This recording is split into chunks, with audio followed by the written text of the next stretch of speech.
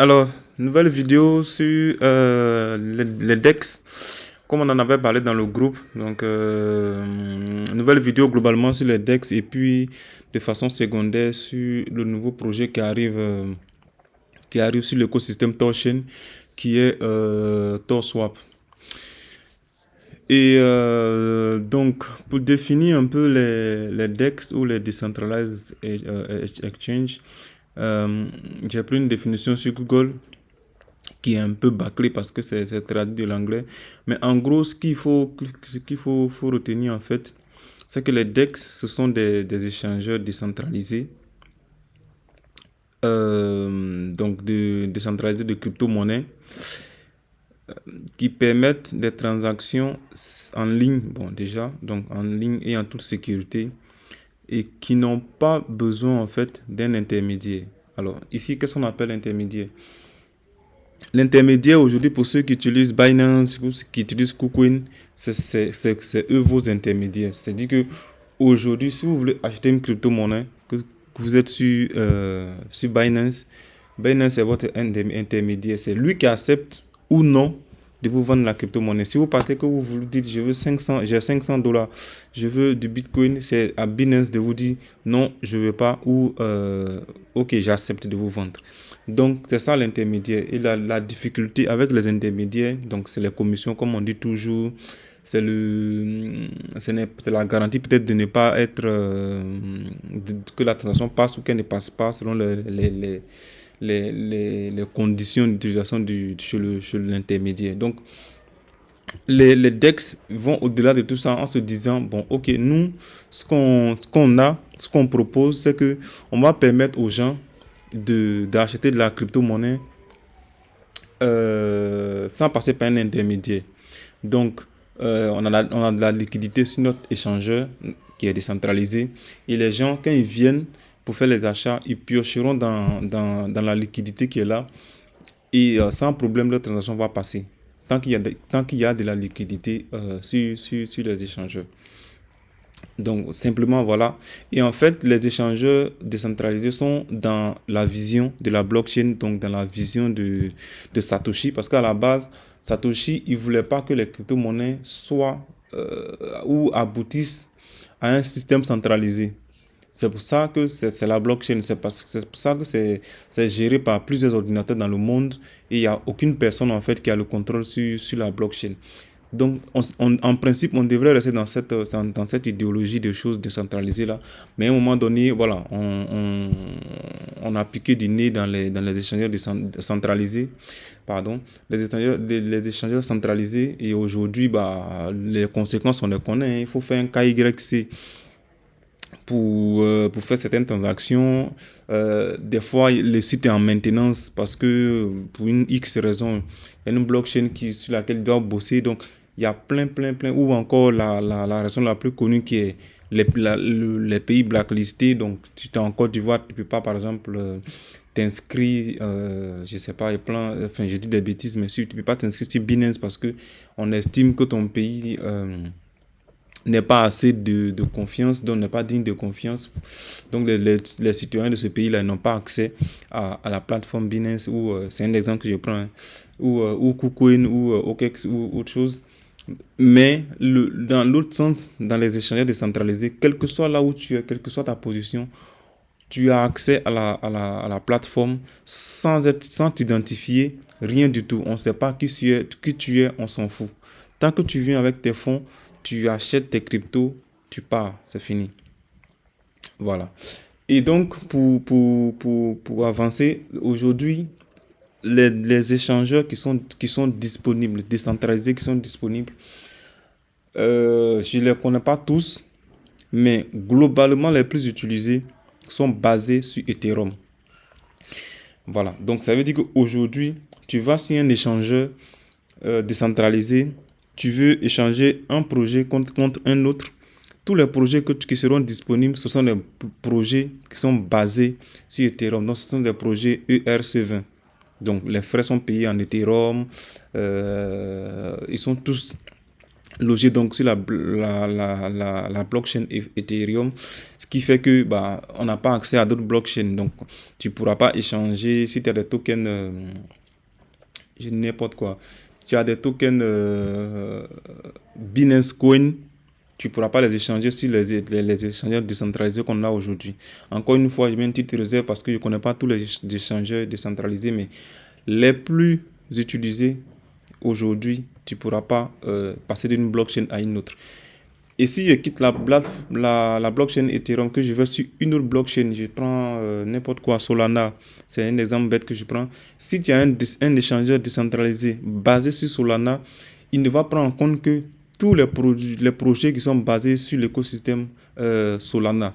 Pareil, si je vais sur l'écosystème Polkadot, si j'ai un échangeur, je crois qu'il y en a un qui devait sortir il y a quelques mois, je le suis plus, ça s'appelait Polkadex.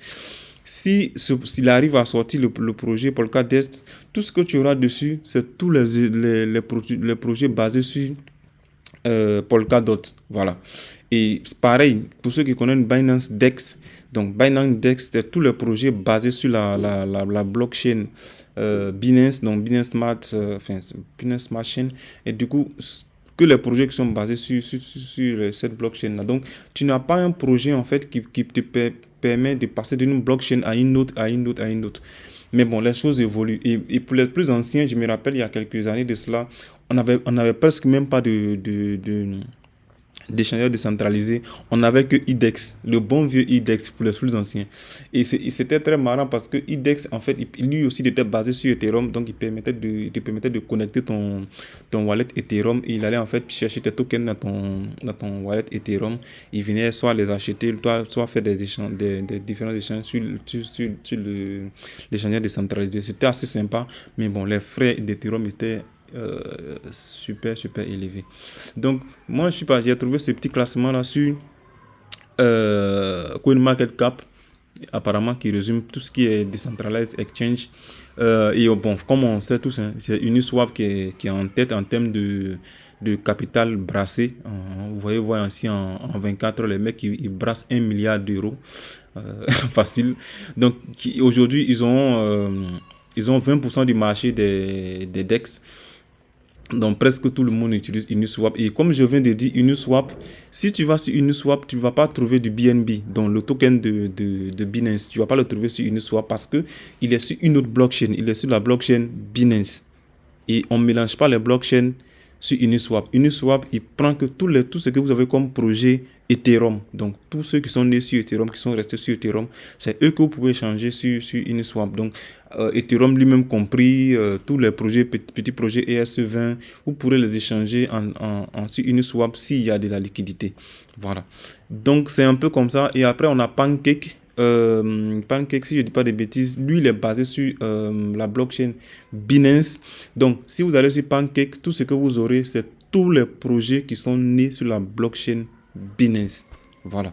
Donc ce qui veut dire qu'aujourd'hui, si tu as un projet qui est sur la blockchain Binance, tu ne peux pas l'échanger contre un projet qui est sur la blockchain Ethereum. Voilà. Donc tu n'as pas d'interface entre ces deux blockchains. Je peux continuer, je crois, OneInch. OneInch, c'est Ethereum aussi. Bon, après, on a Uniswap. Uniswap, il y a plusieurs versions. Il y a V1, V2, V3. Mais on reste toujours sur Ethereum. SushiSwap, pareil, ils sont sur Ethereum aussi, si je ne dis pas de bêtises. Et voilà, MDEX, je connais pas, voilà, mais sûrement ça doit être Ethereum, vu qu'il y a un autre qui existe qui s'appelle MDEX, Binance Smart Chain. Donc c'est pareil, ils ont dû en faire un pour Ethereum et un autre pour Binance Chain. Vous voyez comment c'est difficile parce que la même plateforme n'arrive pas à associer les deux blockchains. Ils sont obligés de faire deux interfaces différentes. Une avec, comment ça s'appelle, Ethereum, une autre avec Binance Smart Chain. Donc, il y en a plein encore, hein, vous pouvez descendre, mais à mon avis, tout ça, 0x, ça c'est Ethereum, c'est un vieux projet, mais qui qui bossent énormément. C'est les projets dans les gens, Polkadot que personne ne connaissait et aujourd'hui qui a explosé. Donc, 0x, ça bosse énormément chez eux. Curve Finance, il me semble que c'est ERC20 aussi. Et puis voilà, vous faites le tour, ce sera Binance, si c'est Binance Chain ou ERC20, Binance Chain ou ERC20 ou d'autres blockchains que vous allez trouver. Voilà, Binance Dex dont je parlais tout à l'heure, qui est un échangeur décentralisé, mais qui regroupe que les projets Binance, qui n'a pas assez de volume, malheureusement. Il n'a pas connu le succès que son grand frère. Son grand frère Binance qui lui est centralisé, et du coup on est à ce, on était enfin on est à ce stade là aujourd'hui où chaque blockchain est vraiment dans son élément et on n'arrive pas à interconnecter les blockchains. Donc moi j'ai ouvert une petite page ici pour vous montrer un peu ce qui se passe, parce que aujourd'hui, ça c'est l'interface de Uniswap. Uniswap brasse, comme on a dit tout à l'heure, aujourd'hui on a en termes de TVL, donc ceux qui ne connaissent pas le TVL, c'est la Total Value Locked, et ce qui veut dire que c'est des tokens qui sont bloqués dans le système pour profiter en fait des récompenses. Donc comment ça fonctionne? Comme je disais tout à l'heure, c'est pas un échangeur décentralisé. Enfin non, c'est pas un échangeur centralisé, pardon. Les échangeurs centralisés, si c'est Binance par exemple, c'est Binance qui vous fournit de la liquidité qui vous permet de faire les transactions. Mais quand tu es sur un échangeur décentralisé, tu n'as plus d'intermédiaire. Du coup, pour mettre les gens en interface, il faut de la liquidité. Et donc, qui fournit cette liquidité-là? C'est ceux qu'on appelle les liquidity providers. Donc, ceux qui font les fournisseurs de liquidité. N'importe qui peut être fournisseur de liquidité. Vous pouvez être fournisseur de liquidité. Et comment ça se passe? Par exemple, si je prends la ligne de Ethereum ici, vu qu'on est sur Uniswap, ici, si vous avez des Ethereum, vous pouvez venir sur Uniswap. Vous leur dites, c'est une simple opération qu'on fait, on parle à personne. Vous dites, ok, moi j'ai des Ethereum, mais comme ils sont dans mon wallet, que je fais rien avec, je veux les mettre en liquidité. Comme ça va permettre aux gens de faire des transactions sur Uniswap en puisant dans la liquidité que je fournis. Parce qu'en fait, en déposant vos Ethers, c'est de l'argent que vous déposez. Donc, cet argent-là permet en fait au système de travailler. Et comme le système travaille qui génère des frais, les frais, on vous récompense en frais. C'est ça qu'on parle de reward. Les rewards, c'est les récompenses qui sont liées aux frais. Donc, vos Ethers restent bloqués et en contrepartie, on vous donne les frais de transaction. Et le jour où vous enlevez vos tokens, vous récupérez vos tokens, vous récupérez vos récompenses. Et voilà, basta. Donc aujourd'hui, Uniswap, comme je disais, il possède 20% du marché, comme on l'a vu dans le classement précédent. Binance, aujourd'hui, Uniswap, aujourd'hui, on a, à l'instant où on est en train de faire la vidéo, on a 2,59 milliards de dollars qui sont bloqués sur la plateforme. Je ne sais pas si vous arrivez à imaginer. En fait, quand les gens parlent de crypto en disant non, mais c'est quelque chose qui va disparaître demain, c'est quelque chose qui va...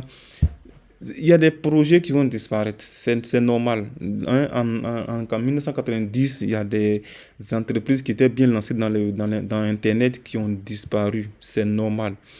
Mais la technologie, elle est restée. On peut pas dire aujourd'hui que les cryptos, la blockchain, c'est quelque chose qui va disparaître demain. Une seule plateforme aujourd'hui, comme Uniswap, brasse 2 milliards de dollars, à 2,59 milliards de dollars d'actifs bloqués. C'est même pas en volume, mais c'est des actifs qui sont bloqués dans le système. Et si on vient juste à droite ici, vous voyez le volume. C'est-à-dire qu'en 24 heures, les mecs ont brassé 1,45 milliard de dollars. Donc, en termes de transactions, de ce qui passe sur le blockchain aujourd'hui.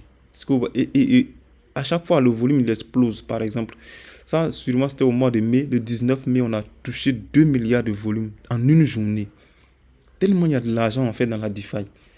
Donc, pour moi, les gens qui vous disent les cryptos, ça va disparaître, c'est des gens qui ne sont pas allés en profondeur des choses. C'est des gens qui voient les cryptos comme ils les appellent, les crypto-monnaies. Et c'est pour ça que dans la dernière vidéo, moi, je disais, j'aime pas trop le thème crypto-monnaie. Quand il dit à quelqu'un, j'ai investi dans les crypto-monnaies, et ça, le dimanche dernier, je rappelle qu'aujourd'hui est le mardi 17 août, le dimanche dernier, je rentrais avec mon oncle d'une visite familiale, et je lui expliquais mes investissements que je fais, et En fait, je lui ai expliqué ça il y a 2 ans environ. Et donc, chaque fois qu'on a l'occasion de se voir, il a un petit ton moqueur, tu vois, en disant, ça marche toujours ton truc que tu fais sur Internet, là, tu vois.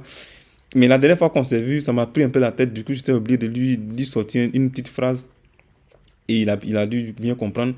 Et en fait, comme je disais, il ne faut pas dire aux gens que j'ai investi dans les crypto-monnaies. Parce que pour eux, ça va être du genre, tu te promènes sur Internet, il y a des trucs que tu vois, tu places ton argent dedans, et puis, bon, soit ça prend ou ça prend pas. Moi, je dis, j'ai investi dans des projets dans une nouvelle technologie qu'on appelle la blockchain.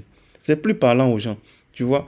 Et quand on discutait avec mon oncle, je lui ai dit qu'au mois de mars, en fait, après 3 ou 4 ans d'investissement, j'ai sorti un peu d'argent pour en griffe me récompenser et tout, tu vois. Et il s'attendait à ce que je lui dise, mais c'est combien? 500, 600 000, tu vois. Non, mais moi, sur le coup, je lui ai dit, non, non, non, non, j'ai sorti environ 14 à 15 millions. Il m'a dit, quoi?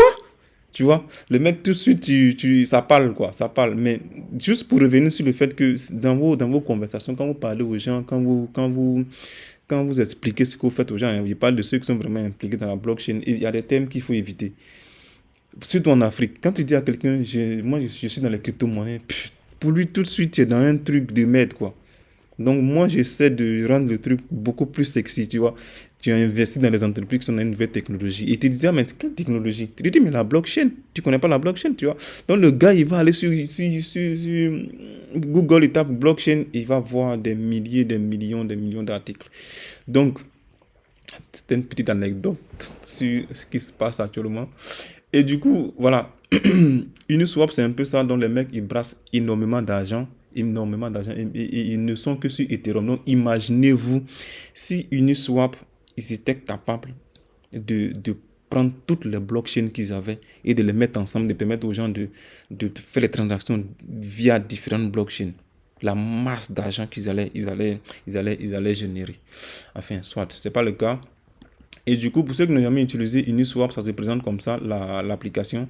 Donc, comme je disais, enfin, là, ça permet en fait d'échanger, changer, de passer d'un token à un autre le plus rapidement. Mais c'est des tokens qui sont tous basés sur Ethereum. Donc, par exemple, si j'ai des Ethereum que je veux, des AAV, je fais juste ça. Tu vois, et mes Ethereum apparaîtront ici, il me dira combien je vais avoir comme AAV, je connecte mon wallet et puis paf, ça passe. Voilà, donc sans intermédiaire. Vous avez toute la liste de tous les projets ERC20, tout est là. Voilà. 0x dont on parlait tout à l'heure, donc il y a vraiment ERC20. Il n'y a pas qu'un Ethereum, mais par le haut, il peut prendre par exemple OneIsh. Si j'ai des OneIsh que je veux prendre des 0x, voilà, ça se fait facilement comme ça. Donc pour ceux qui n'ont jamais utilisé Uniswap, ça marche comme ça. Et du coup, pour passer à la prochaine étape, donc l'après tout ce qu'on connaît, l'après Uniswap, l'après tout le lot qu'on a vu, je vous présente TorSwap. Et le truc, c'est qu'aujourd'hui, juste pour revenir, pour faire un petit résumé de comment les choses se présentent, il faut comprendre que TorChain aujourd'hui, TorChain, c'est une technologie. Donc, les gars, ils sont venus, ils ont dit, OK, nous, on a trouvé quelque chose. Pendant 2 3 ans, on a vu qu'il y a eu beaucoup d'ex qui sont nés, mais il n'y en a pas un seul qui a été capable de faire des transactions, de permettre aux utilisateurs de faire des transactions d'une blockchain à une autre, enfin, comme on vient de le voir. Voilà, nous ce qu'on va proposer. On a trouvé une technologie qui va permettre aux gens de faire ça. C'est-à-dire que si tu as des tokens qui sont sur Binance Smart Chain et que tu veux des tokens sur Ethereum, tu les échanges. Tranquille, comme on l'a vu tout à l'heure sur l'interface de Uniswap. Et donc, TorChain, ils arrivent avec la technologie. Elle n'est pas totalement prête encore. On n'est pas encore mainnet. Ils déposent la technologie. Et qu'est-ce qu'ils se disent? Enfin, ils créent le token RUIN. Et ils disent, la technologie, elle est là. Et ça, si vous allez sur Twitter, si vous remontez un peu leur feed, vous allez voir, il y a eu plusieurs publications à ce sujet-là. Et ils disent, OK, la technologie est là. Nous, ce qu'on veut, c'est que chacun vienne prendre part à ça. Chacun vient, il regarde la technologie, comment elle est, et il imagine ce qu'il peut inventer comme projet sur la technologie. Et puis, il crée son projet. Vous voyez? C'est-à-dire que c'est pas un truc qui est concentré qu'on dit ça appartient à TorChain, donc personne d'autre n'aura accès. Il me semble qu'à un moment donné, il y a le cofondateur ou le fondateur de SushiSwap qui a dit, bah, lui, il va attendre qu'on soit, la technologie, elle soit parfaitement intégrée, donc qu'on soit au mainnet, et puis lui va intégrer ça à SushiSwap. Bah, voilà. Et, euh, et voilà, parce que SushiSwap aussi à la base, ils ont fait un fork de Uniswap. Donc, ils ont pris juste les codes de Uniswap, ils ont forké et ils ont créé SushiSwap. Donc, c'est la même chose qu'ils veulent faire avec Ethereum. Sauf que, enfin, avec TorChain. Sauf que sur TorChain, les mecs, ça ne les dérange pas. Ils disent, à la base, c'est ce qu'on veut. On veut en fait démocratiser le multi-chain, comme on l'appelle. Donc, souci choix, ils n'ont pas encore fait, mais il y a plusieurs petites équipes qui ont vu l'opportunité en fait de ce que TorChain présentait. Et donc, aujourd'hui, TorChain vous dit, si vous nous présentez un projet, qu'on regarde que c'est assez viable, projet qui est basé bien sûr sur notre technologie, on finance votre équipe et puis vous sortez le produit. Donc, j'ai pas fait de vidéo sur TorStarter, mais bon, TorStarter, on sait, il est déjà sur le marché. C'est le projet qui va permettre de lancer les futurs projets sur TorChain. Et du coup, TorSwap, son IDO qui arrive, donc son ICO qui arrive, va être lancé sur TorStarter. Et donc, l'équipe, et comme une fois je précise encore, c'est des équipes différentes.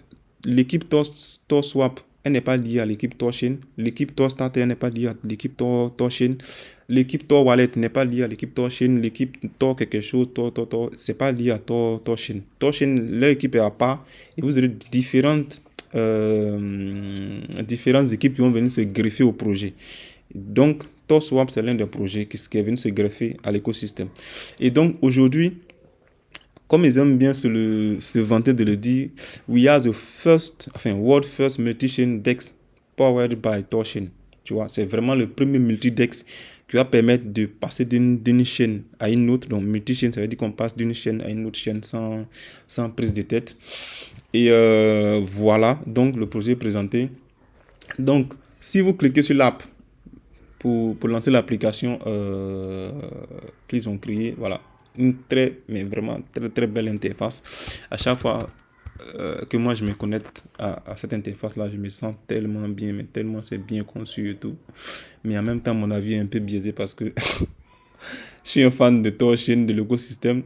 Et du coup, aujourd'hui, la plateforme est arrêtée pour tout ce qu'on sait, hein, pour le hack. Il y a eu un hack, enfin deux ou trois hacks, il y a un mois de cela. Donc là, il y a eu deux auditeurs qui ont été mandatés, plus une nouvelle équipe séparée de l'équipe de TorChain qui a été mise en place pour revoir tout le code, pour revoir tout le système.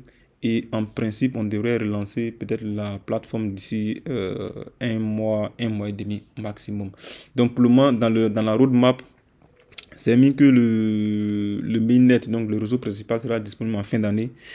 Si ça arrive, ça va nous promettre vraiment une très belle fin d'année. Et du coup, bon, comme j'ai dit, la plateforme est arrêtée. Donc, tous les prix, tous les montants, tous les chiffres que vous voyez là, c'est des chiffres qui datent d'il y a un mois environ. Donc, quand ils vous disent qu'il y a un volume de 2 milliards de dollars, il y a un mois de cela. Donc, la même TVL qu'on avait tout à l'heure sur Uniswap, ici, eux, ils sont encore à 242 millions. Donc, ils sont très loin de Uniswap. Mais ce qu'il faut comprendre aussi, c'est qu'aujourd'hui, comment on appelle, comme la plateforme définitive n'est pas encore disponible, le montant du capital qui est géré sur cette plateforme est maîtrisé. Donc, ils se disent que la plateforme n'est pas encore prête. Il ne faut pas permettre aux gens de venir déposer autant de liquidités qu'on ne pourra pas rembourser s'il y a un hack. Donc, la trésorerie de TorChain environ, il y a un mois, elle était d'environ 100 millions ou 200 millions de dollars. Non, 100 millions, je crois. Et en fait, la trésorerie, il y a une partie qui est en Bitcoin, il y a une partie qui est en token Rain, donc token TorChain, il y a une partie qui est en USD. Donc, chaque fois que le dollar va monter, chaque fois que le Bitcoin va monter ou que TorChain va monter, le montant de la trésorerie ne fera que monter. Et du coup, la trésorerie va toujours arriver en fait à couvrir le montant des tokens qui est bloqué ici. C'est le but. Pour le moment, c'est le but. Donc, pour le moment, ils ont en fait, il y a un cap. Ce qu'on appelle, il y a un cap pour les montants qu'on peut déposer sur le site. Contrairement à Uniswap aujourd'hui qui est ouvert, tout le monde peut faire ce qu'il veut. Pour eux, c'est pas tout à fait disponible encore parce que ils se disent la plateforme n'est pas encore prête. Donc, on limite le montant que les gens peuvent déposer et au fur et à mesure qu'on est sûr des choses, on va faire monter le cap un peu jusqu'à ce que à la disponibilité de la plateforme, on puisse libérer tout le monde, le cap est disponible, chacun peut déposer ce qu'il veut. Ça, c'est assez normal pour pouvoir contrôler en fait le remboursement des tokens qui sont bloqués dans le système au cas où il y a un hack. C'est pour ça qu'à chaque fois qu'il y a un hack, ils disent ne vous inquiétez pas, la trésorerie rembourse le montant. Et on est en période de chaos net, c'est prévu pour ça. On a mis la période de chaos net pour que tout le monde puisse venir tester le système. Ceux qui peuvent le pirater, qu'ils le fassent, mais de toute façon, la trésorerie rembourse le montant et nous, ça nous montre qu'on a un bug dans le système qu'on ira corriger. L'idée est assez belle. Et suite à cela, enfin, suite aux 2 derniers hacks aussi, ils ont contacté 3 structures d'assurance qui vont en fait assurer les fonds qui sont là. Donc, enfin, pas totalement, mais ils vont sûrement assurer 30 ou 40% des fonds. Ce qui va permettre que s'il y a un hack, l'assurance va rembourser une partie des fonds et l'autre partie va venir de la trésorerie. Donc, les assureurs qui ont été contactés, il me semble, il y a Insurance, il y a Tidal Insurance, et puis il y a un troisième qui normalement, dans les 2-3 semaines à venir, on devrait savoir qui a été retenu. Donc, il y a beaucoup trop de choses à dire quand on est dans l'écosystème blockchain. Donc, si on revient aussi sur la plateforme, vous verrez ici, aujourd'hui, tout ce qui est disponible, en fait, tous les tokens que vous pourrez échanger entre eux en passant d'une blockchain à une autre. Et à chaque fois, ils vous mettent en fait le réseau. Donc, le réseau, la blockchain sur laquelle le token est. Donc, le Bitcoin, c'est Bitcoin, on le connaît, c'est lui seul. Et en fait, vous verrez toujours ici, si c'est un natif. Le natif, en fait, comment on explique ça? Natif, c'est le réseau sur lequel il est. Voilà. Donc, c'est plus simple. Il ne faut pas qu'on se mélange. Donc, le Bitcoin, il est natif parce qu'il est sur son propre réseau. Xrain, il est sur Ethereum, c'est un ERC20. ETH, donc Ethereum lui-même, c'est un natif parce que c'est le token principal du réseau Ethereum.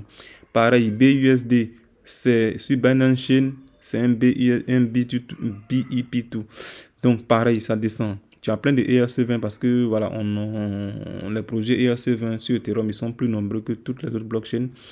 Voilà, et donc, vous avez tout. Ça, c'est tout ce qui est disponible aujourd'hui qu'on peut utiliser. Je reviens en fait encore une fois à l'utilisation des blockchains, des plateformes en question. Donc, comme je disais tout à l'heure avec Uniswap, vous avez 2 fonctions. Vous avez la fonction swap et la fonction liquidity. Swap, c'est dit que... on va faire un test pour les deux. Swap, ça vous permet de passer d'une blockchain à une autre.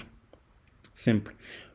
Imaginons, moi, je suis en Chine. Alors, et en Chine, on va prendre un exemple simple. Je suis dans un pays où c'est interdit, en fait, d'aller sur un échangeur, d'acheter des tokens. Donc, moi, pour ne pas m'identifier, je viens sur Torchain, puisqu'il me permet. Sur Torchain, je ne fais pas d'identification, il ne fournit pas de papiers, on ne sait pas où je suis, on s'en fout. Donc, je connecte mon wallet ici. Il y a plusieurs choix. Vous avez Trust Wallet, il y a MetaMask, il y a XDeFi qui est un autre projet encore de l'écosystème Torchain. Il y a Ledger pour ceux qui ont la clé. Il y a le fichier JSON pour ceux qui ont le Keystore, où tu peux en créer un autre, où tu peux importer un wallet en mettant les phrases. Donc, il y a tout qui est vraiment disponible. Donc, quand tu connais ton wallet te dira, bon, ok, tu as des bitcoins, il te mettra ici, tu as X bitcoin. Et toi, tu lui diras, bon, écoute, moi j'ai mes bitcoins, mais je veux des Torchain. Vous voyez, là, tu passes d'une blockchain à une autre parce que tu passes de la blockchain du Bitcoin et tu viens sur la blockchain de Torchain. Mais même, tu peux changer. Tu peux lui dire, ok, moi, mes Bitcoins, je veux les mettre en Litecoin. Tu vois, c'est du natif. Tu es sur une nouvelle blockchain. Vous voyez comment c'est easy. Et même, tu peux passer... Pour le moment, je pense qu'il y en a 3. Tu as Ethereum, tu as Bitcoin Cash, tu as Bitcoin et tu as l'écosystème Binance. Voilà, c'est lui que je cherchais. Donc, Bitcoin Cash, vous voyez. Mais ça n'avait jamais été fait avant. Passer du natif Bitcoin à un natif Bitcoin Cash sur un échangeur décentralisé, ça n'avait jamais été fait avant. Vous voyez. C'est pour ça qu'il y a assez d'attente, mais en même temps, quand il y a un problème, les gens se moquent assez de Torchain parce que c'est quelque chose qui n'a pas été conçu avant. C'est comme on arrive dans votre ville, on dit on veut vous installer une usine qui va permettre de produire de l'électricité avec des feuilles de palmier. Je suis dans un projet actuellement qui fait ça dans la vie, dans la vraie vie. C'est pour ça qu'il y a pris l'exemple. Donc, c'est quelque chose que vous n'avez jamais vu. Vous avez dit, mais attends, feuille de palmier, on va prendre pour faire de l'électricité. Non, ça, c'est jamais vu. Donc, si le projet commence à travailler, vous allez dire, ça va un peu quand même, mais le jour, c'est un souci. Vous allez tous dire, voilà, on savait. Ça va jamais marcher, ça va jamais marcher. Et c'est ce qui se passe aujourd'hui avec Torchain. Quand il y a un souci, il y a un hack ou il y a quelque chose, tout le monde se rue dessus en disant, on l'a dit, ça va jamais marcher ce truc. Ça n'a jamais été fait avant, mais ça va jamais marcher. Donc, c'est un pari assez risqué. Mais si la plateforme est disponible, je vous assure, ceux aujourd'hui qui... Moi, j'ai plein de gars qui disent, en tout cas, lorsque la plateforme sera disponible en fin d'année, eux, ils voient le token Torchain à $100. Et c'est rien, quoi. Pour moi, c'est rien. C'est vraiment même undervalue encore à ce prix. Donc, c'est ça le truc aujourd'hui.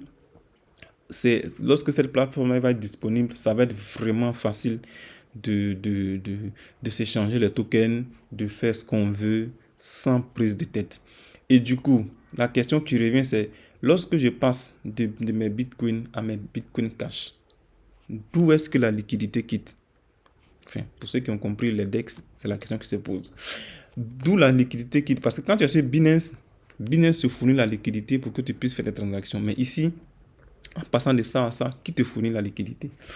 Et on revient à notre problème principal qu'on a évoqué tout à l'heure, ceux qu'on appelle les liquidity providers. Donc, ceux qui fournissent de la liquidité. Donc, ceux qui bloquent des tokens dans le système, de l'argent dans le système et qui profitent des bénéfices. Donc, si vous avez des tokens vous avez par exemple des bitcoins dans un wallet, comme tout à l'heure, vous venez vous connecter votre wallet. Et le système va vous dire, ok, vous avez X Bitcoin, qu'est-ce que vous voulez en faire? Donc, vous lui dites, ok, moi ce que je veux fournir de la liquidité au token. Enfin, on a trop parlé de Torchain. Ok, c'est pas disponible, du coup on ne peut pas dérouler. Mais en principe, lorsque la plateforme est dispo, vous pouvez switcher, on peut décomposer ici, prendre le Bitcoin comme on avait, et puis prendre un autre token en bas ici. Et du coup, vous avez vos Bitcoin et vous lui dites, ok, moi je vais fournir de la liquidité au token Torchain. Comme ça, chaque fois que les gens feront une transaction avec le token Torchain, moi je vais recevoir des récompenses en token Torchain. Est-ce que vous voyez? Donc le système te demande, d'accord, mais si tu as on dit un Bitcoin, combien tu veux mettre? Tu dis, mais moi je veux mettre 50% de mes Bitcoins. Tu vois? Et dit, ok, bon, 50% de mes Bitcoins, ça fait ça. Je sais pas. Ok, ça c'est 51%, pardon.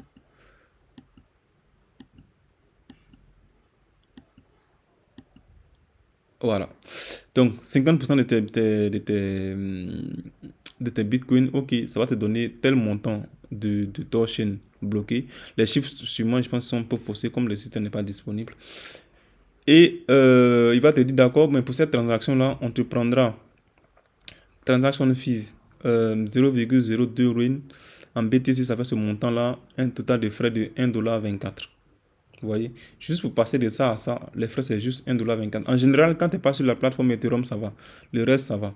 Donc, une fois que vous acceptez, ou même que vous mettez tous vos bitcoins en liquidity, vous faites deposit. En principe, ici, c'est même deposit. Vous faites deposit et hop, vos tokens sont bloqués dans le système. Donc, vous, vous avez fourni de la liquidité aux gens qui vont faire des transactions demain ou bien Donc, vous, chaque seconde qu'il y aura une transaction, vous allez recevoir les frais de transaction que les gens payent en récompense. Mais en contrepartie, votre argent est bloqué dans le système jusqu'à ce que vous le débloquiez. Il y a pas de choix. Avec Torchain, il n'y a pas de limite. Comme c'est marqué ici, il y a le withdraw. Vous pouvez retrouver vos fonds quand vous voulez. Voilà. Et puis, il y a d'autres choses encore qui viendront.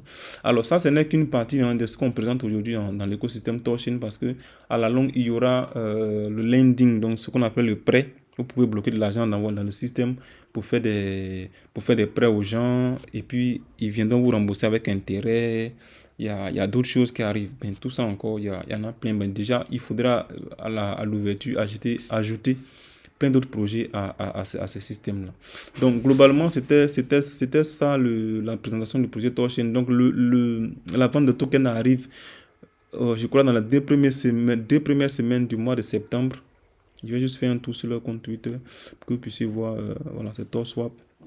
Donc, la vente de token arrive dans les 2 premières semaines du mois de septembre. Donc, il faudra rester, pour ceux qui veulent y participer, dans le groupe d'annonces officielles pour garder l'œil sur le projet, le prix qu'ils vont offrir, comment ça va se passer. Voilà, pour ceux qui ont déjà aussi des tokens Tor Starter, donc puisque c'est la vente de tokens va se passer via l'application Tor Starter, sûrement si vous êtes déjà en staking sur le token Tor Starter, il me semble, je pense qu'ils devraient avoir des privilèges pour ceux qui ont déjà des tokens X-Ruin, donc les tokens Tor Starter. Il y aura sûrement des privilèges du genre, vous serez peut-être les premiers à acheter avant les autres ou même quelque chose dans le genre. J'espère, je ne confirme pas, je dis juste que j'espère. Donc c'était la vidéo du jour, je pense qu'elle doit être assez longue cette vidéo-là. Mais voilà, juste parce que je suis dans l'écosystème qui me plaît en ce moment le plus, après l'écosystème Polkadot. Donc gardez un œil sur ce projet TorSwap. Et de toute façon, on se tient informé dans le groupe pour chaque avancée du projet. Allez, bonne journée.